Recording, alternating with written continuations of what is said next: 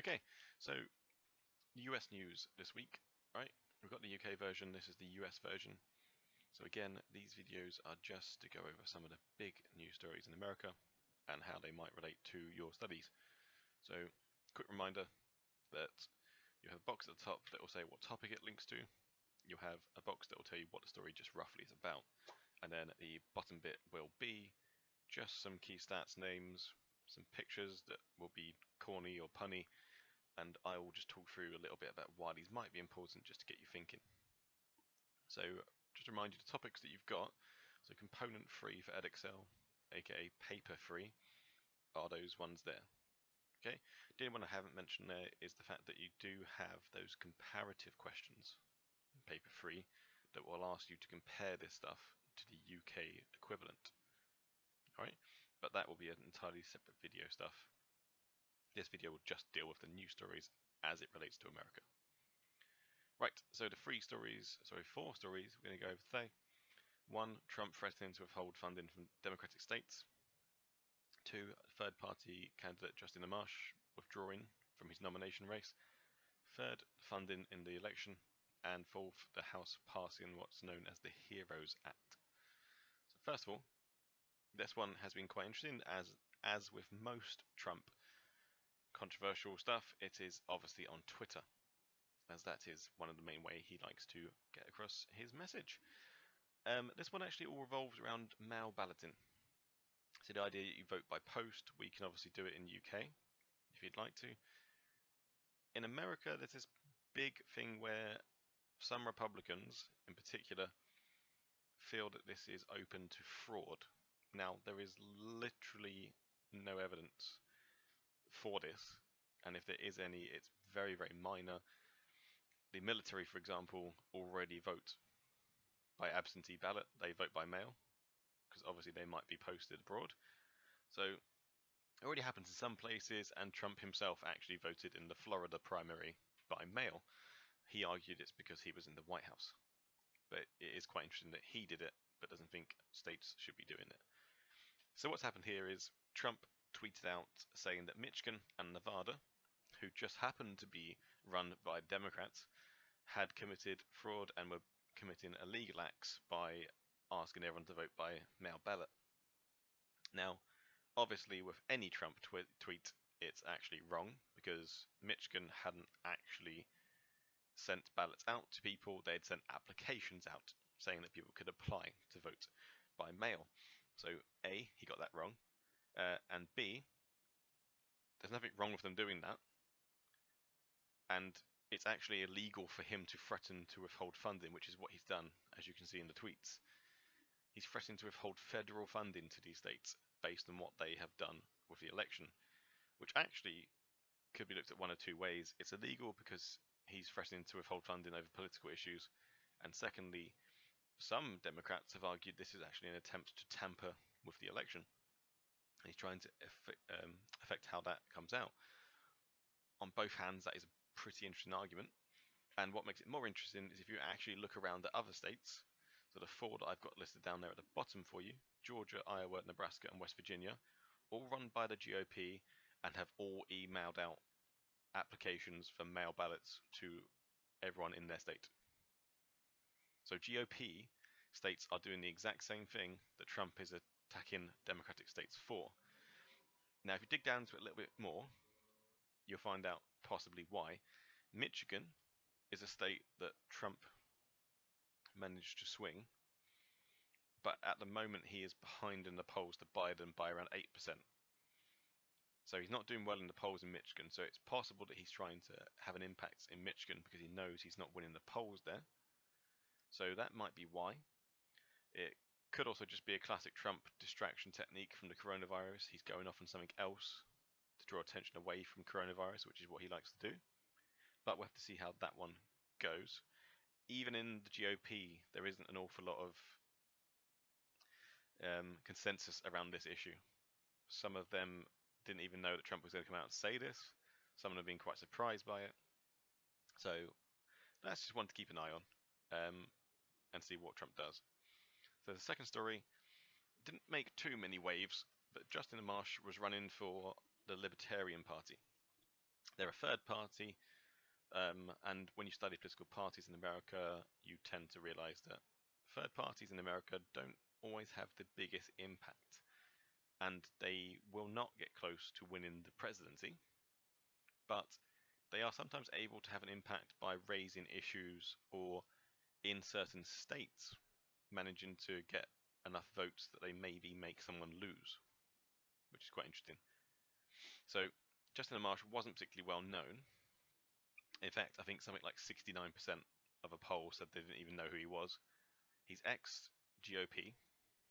He used to hold an office for the GOP, and him dropping out of the race is kind of interesting for the Libertarian Party because their other candidates have never held a political post. So they've not got anyone now running for their presidential nomination that actually has any real political experience in an office.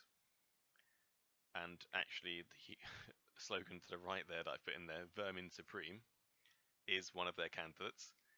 He has historically run on a platform of promising free ponies for everyone. And that's why his slogan is possibly the best. He's telling people to pony up for his campaign, which is brilliant. And he's running a bit more seriously this year, he's claimed. He is a satirical candidate. He's not really meant to be serious historically, although this year he's claiming that he is trying to run more seriously. He obviously doesn't have a hope of actually doing anything nationally, but he might win the nomination, although again unlikely because even people in the Libertarian Party think he's a bit of a joke. But just keep an eye out for third party candidates. They can sometimes have a bit of impact in local states. The third story, and one that you'll probably hear a lot about, right? It's fundraising for the 2020 election, and this one is a big deal. Right? Money speaks, especially in America. So if I show you, just draw your attention to some of those stats on the left-hand side. So we're trying to track their fundraising at the moment because it can be a way of seeing sort of public support and the momentum that they're building. So Biden is really ramping up fundraising at the moment. Don't forget, he's actually only been the singular candidate since April the 8th when Sanders dropped out. So it's only just over a month, really, that Biden's been on his own. Now, the reason that's important is when you have more than one candidate within the same party, obviously funds will be split between those two candidates. And some people might even be holding their money to wait to see who's going to come out on top, so then they can give them their money then. So Biden's ramped up big time. All right, 60 million in April is, as you can see, just a million less than Trump.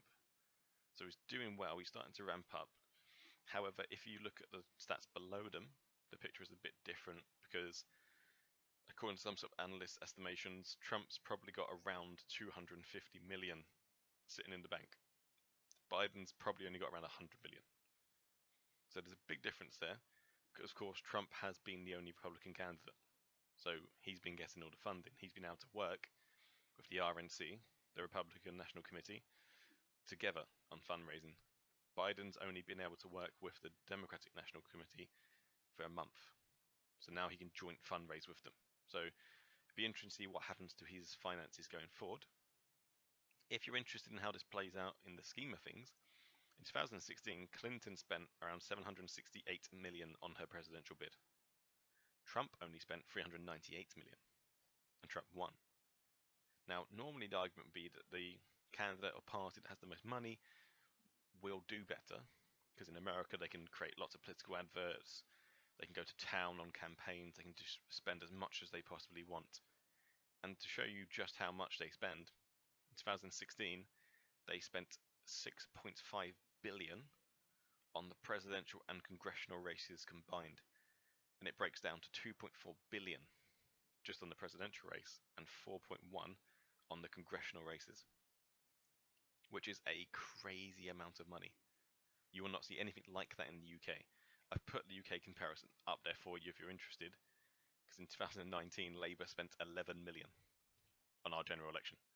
Conservatives spent 18.6 and the Lib Dems spent 6.8. Pretty crazy. I mean, top estimates, including like the admin of running our elections, put our election at around 160 million, maybe, compared to 6.5 billion for the American ones. So obviously there's the issue that they're a much bigger country, there's a lot more people involved. But one of the real issues is the fact that, don't forget, their race takes place over a year.